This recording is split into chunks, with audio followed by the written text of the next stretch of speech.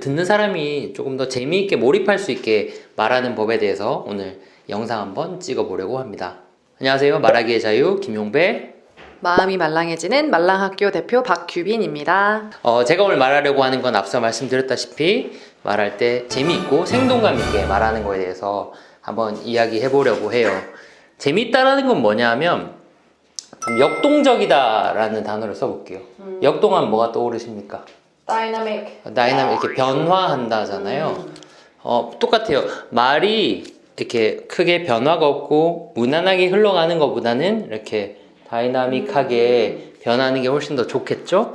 영화라고 하면 주인공이 태어나서 정말 행복한 환경에서 행복하게 살다가 끝나면 no gems 재미없잖아요, 그죠? 그러면 뭔가 주인공이 태어났는데 어려운 환경이고 그 중에서 하고 싶은 꿈도 있고 그걸 향해서 열심히 노력하고 근데 가다가 안 되고 뭐 이런 상황이 저는 역동이라고 생각을 해요. 그러면 이거를 우리의 말하기에도 좀 더 집어넣어 볼게요. 최근에 대화훈련 수업을 하는데 20대 여성 규빈님이 있는데 제가 질문을 했어요. 오늘 뭐 했어요? 이런 질문을 했어요. 그러니까 그분 한 대답 그대로 해볼게요. 이제 다음 달까지 회사를 다니거든요.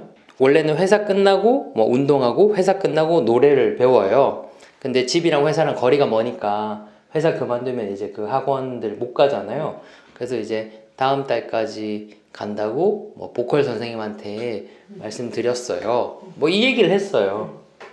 한마디로 이제 다음 달까지 합니다 선생님이라고 이야기한 거예요.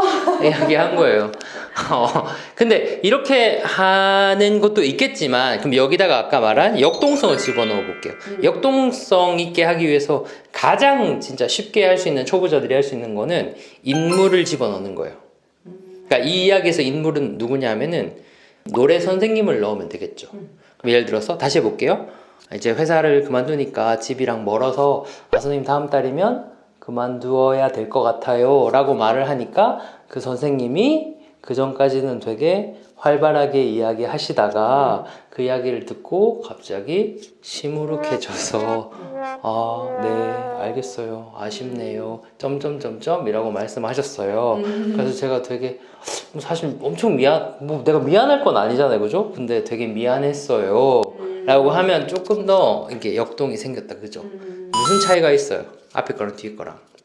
인물 그 선생님이 나오고 그 선생님이 어떤 말을 하고 그러니까 그걸로 인해서 변화하잖아요. 실제 우리가 사는 세상에서는 이게 다 일어나요.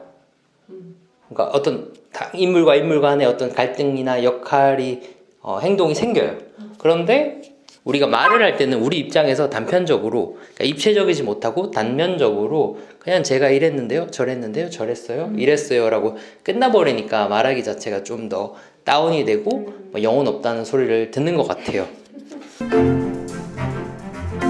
그래서 앞으로 이야기할 때는 인물을 조금 더 넣어보는 연습을 하시면 초보자분들한테 도움이 될 것 같아요. 몇 가지 예시를 더 들어볼게요.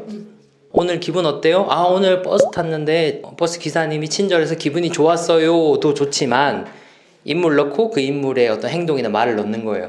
오늘 버스를 탔는데 기사님이 고객님 안녕하세요 좋은 하루 되세요 라고 하니까 듣는 저도 훨씬 더 기분이 좋더라고요 하면 훨씬 더 이야기에 역동성이 생기잖아요.